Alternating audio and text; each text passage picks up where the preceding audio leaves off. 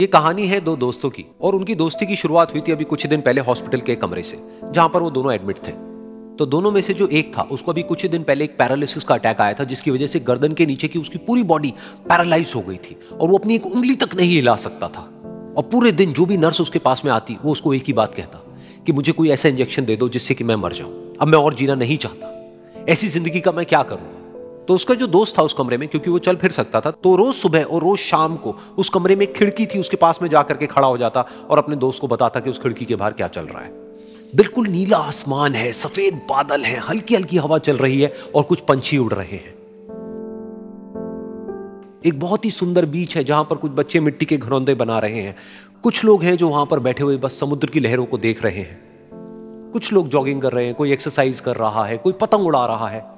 वहां पर एक आइसक्रीम की स्टॉल है जहां पर कुछ लोग आकर के आइसक्रीम खा रहे हैं। और सनसेट के टाइम पे जो पानी है वो पूरा गोल्डन हो जाता है और चमकने लगता है। तो शुरू में तो जब उसने वो सब बताना शुरू किया तो उसके दोस्त के ऊपर ज्यादा असर नहीं हुआ, लेकिन धीरे धीरे उसके अंदर जीने की चाह जागने लगी। अब वो सुबह का इंतजार करने लगा कि जल्दी से सुबह हो और मेरा दोस्त मुझे बताए कि आज यहां पर क्या हो रहा है। कुछ दिन तक ऐसे ही चलता रहा। फिर एक दिन जब वो सुबह उठा तो उसने देखा कि सामने वाला बेड खाली है। फिर उसने नर्स को बुलाया और उससे पूछा कि क्या वो डिस्चार्ज हो गया है। तो नर्स ने कहा कि आपको तो उन्होंने बताया होगा, उनके पास कुछ ही दिन बाकी थे और कल रात को ही उनकी डेथ हो गई है।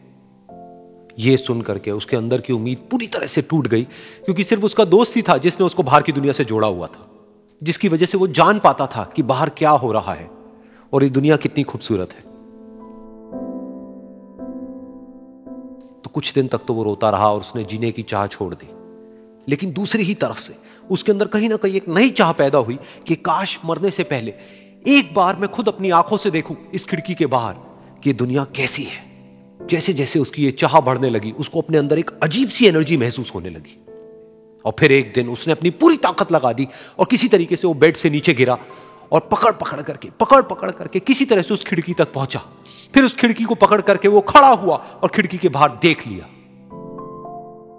लेकिन खिड़की के बाहर देखते ही वो गुस्से से भर गया। उसने जोर से नर्स को आवाज लगाई और जैसे ही नर्स आई उसने नर्स से पूछा, ये तुमने क्या किया, ये खिड़की के बाहर काली दीवार क्यों खड़ी कर दी। तो नर्स को समझ नहीं आया वो क्या बोल रहा है और वो बोली कि मुझे 5 साल हो गए हैं यहां पर, जब से मैं आई हूं तब से तो ये काली दीवार यहां पर है।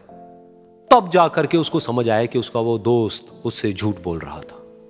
और उसने नर्स से पूछा, अगर ये काली दीवार पिछले 5 साल से यहां पर है तो मेरे दोस्त ने मुझसे झूठ क्यों कहा। तो नर्स थोड़ा सा मुस्कुराई और बोली कि मैं ये तो नहीं जानती कि उन्होंने आपसे झूठ क्यों कहा, लेकिन मैं इतना जरूर जानती हूं कि जो भी कुछ उन्होंने आपसे कहा उसी वजह से आप अभी अपने पैरों पर खड़े हैं।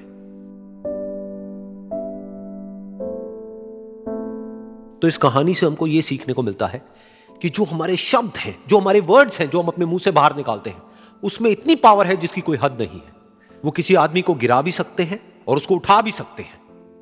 तो अब आपके ऊपर है कि आप अपनी इस पावर को यूज करते हो या मिस यूज करते हो।